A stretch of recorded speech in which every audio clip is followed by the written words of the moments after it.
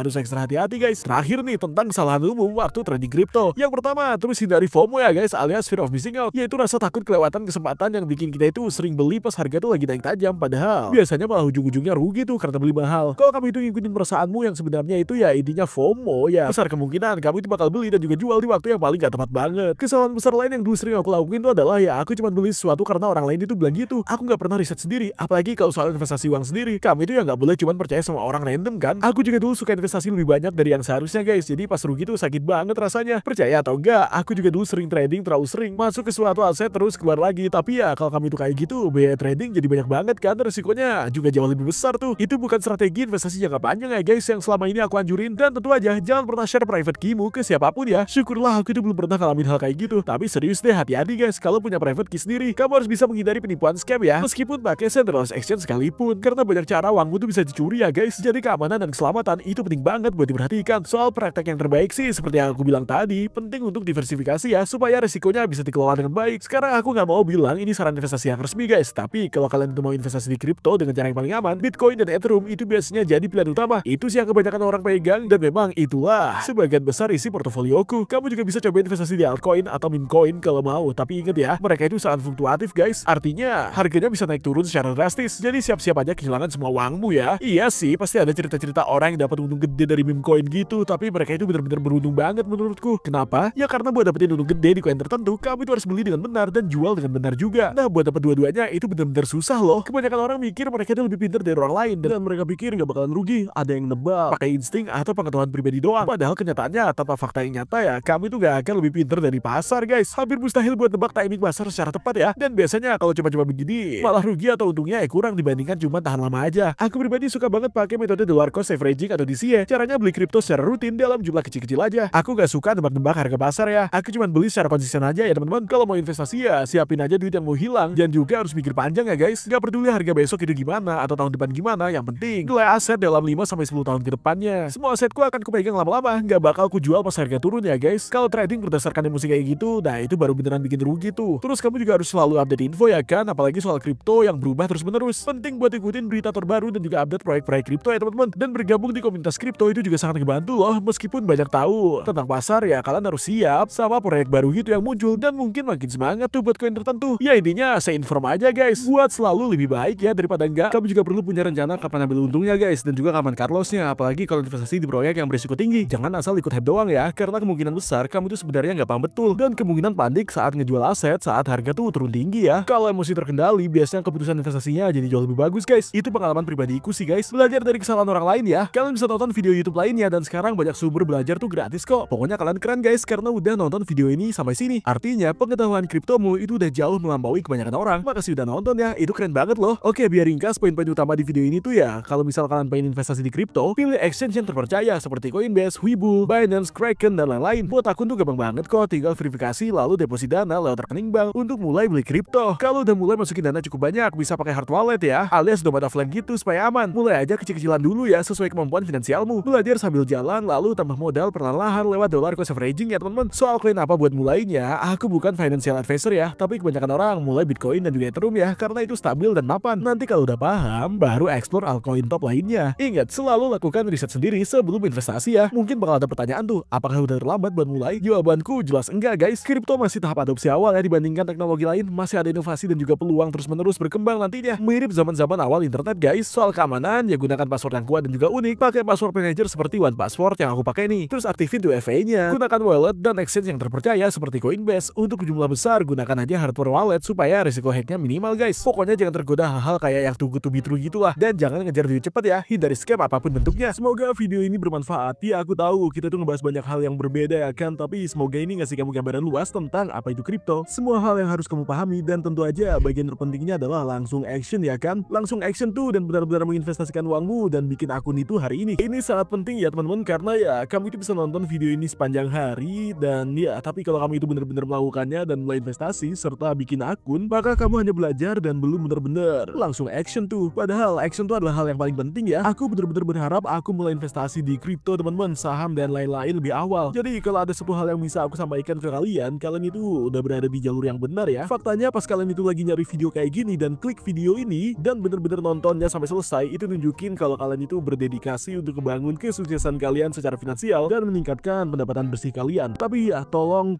segera action dan mulai investasi guys, karena menebak waktu pasar itu mustahil banget kan, tapi waktumu di pasar itu adalah hal yang paling penting loh. Kalau kamu itu investasi secara konsisten dan mulai sesegera mungkin, kamu mungkin sangat bisa menjadi seorang jutawan. Ya aku benar-benar percaya itu. Banyak orang berpikir jadi jutawan itu mustahil, tapi dengan konsistensi dan sedikit kecerdasan buat investasi yang sedang kalian pelajari sekarang, hampir semua orang tuh bisa melakukannya tentunya. Jadi kalau kamu itu punya temen yang pengen investasi di kripto tapi nggak tahu caranya, kirimin aja video ini ke mereka. Jangan ragu untuk nonton ulang ini kapan aja. Dan ya aku tahu kita itu lagi ngebahas banyak hal ya kan, jadi silakan aja lewati ke bagian yang berbeda ya, sesuai dengan kedua waktu yang ada. Dan ya kalau kamu itu mendapatkan manfaat dari video ini, pastikan buat klik tombol like dan juga subscribe guys, untuk konten lebih banyak seperti ini. Aku itu bikin banyak video tentang keuangan pribadi, investasi dan kewirausahaan, dan semua hal untuk membantu kamu menjalani hidupmu sukses secara finansial. So terima kasih banyak atas waktunya dan aku akan ketemu kamu di video berikutnya. Peace.